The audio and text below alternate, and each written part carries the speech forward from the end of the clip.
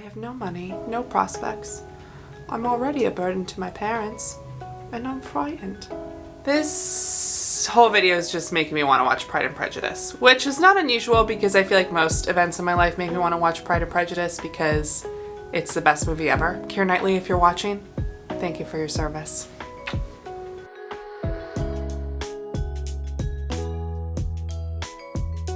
Hey friends, I'm Kelsey and welcome back to Saint Stories, everyone's favorite penitential season. Shout out Lent, sorry to all you Advent lovers out there, is right around the corner. So as we are preparing to pray, fast, and give alms, I figured it was a great time to chat about something that, if it's taken root in our hearts, might hinder our Lenten experience. Shout out greed. Now you might be thinking, greed couldn't be me. I don't have any money.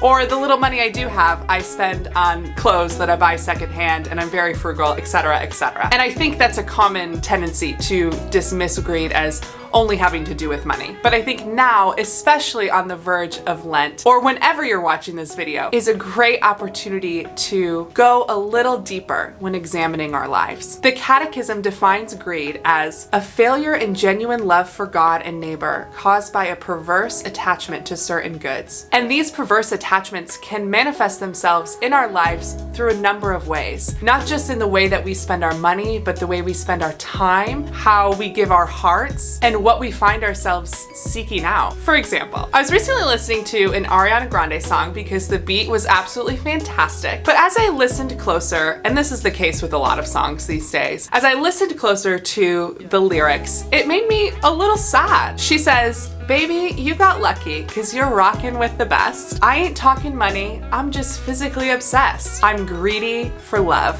And I think Ariana does a fine job here of presenting the desire of our hearts to love and be loved. But when we go about it in this way, when we seek the fulfillment of our hearts through finite things, we become perversely attached. We become greedy for love, seeking it by any means necessary. Hasty human relationships, the physical use of another, the number of likes we receive on social media, you name it. This restless search for affirmation will never satisfy our hearts. It's not a search for something that is long-lasting and sustainable and fulfilling. It's a search for a quick fix, a quick affirmation that people like me, that I am good. As a result, our sin spirals and continues to separate us from the love of God, the answer to the longing of our hearts. We become lonely and desolate and isolated because all the places where we seek love, where we're greedy for love, don't have the power to satisfy or sustain us. So Ariana was right in the sense that we ain't just talking money. When it comes to greed, it's our hearts on the line. But your heart was made in the image and likeness of God and wasn't created to be greedy for affection. We were created to rest and be fulfilled in the Lord, to not look at ourselves as the means of our own fulfillment, something that we have to seek out, something that we have to constantly be chasing, but to recognize that the Lord seeks to satisfy our hearts, and the means by which we reach that is to seek Him. And as we're talking about this conversion of heart, this reorientation towards the good, there's one particular saint that comes to mind who experienced this worldly pursuit turned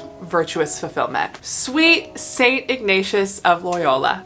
What a guy. If you aren't familiar with his story, Saint Ignatius of Loyola was riding the fast track to fame and esteem in his military career when he was struck by a cannonball and severely injured. So while he was enduring an extremely painful recovery, he spent a lot of time just, sitting around in the hospital, as you do when you're struck by a cannonball, and decided to do some reading to pass the time. Although he preferred to read romance novels, the only thing available to him were books on the life of Christ and the lives of the saints. And as he was reading these stories, he began to take note of the movements of his own heart, how he was inspired and called on by these stories of surrender, of total dependence on the Lord, of the victory that Christ has won for us. He noticed how he felt when he read this, inspired. It bore good fruit in his life. Holiness seemed real to him in comparison to seeking accolades, which left him feeling empty and unfulfilled. And through this experience, he was changed. His heart was made new. His heart that was once greedy for love and sought fulfillment of it by worldly success and relationships was met by Jesus Christ and enlivened by a life of virtue. And he went on to live a great and holy life that had such an impact on the world and the church, which is the same kind of life that you and I are called to. Because virtue isn't simply a call to lay down everything and lose our lives. Virtue is a call to greatness.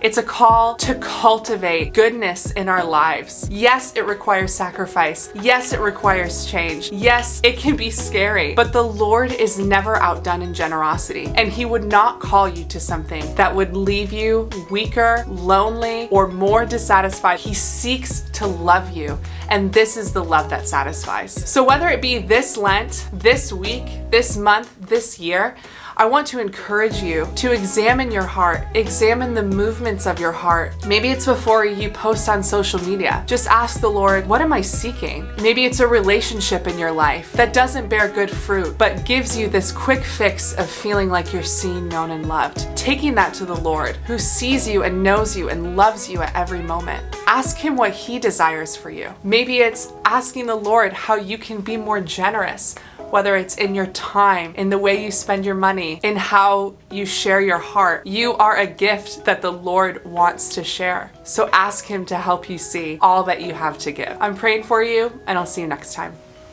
Bye.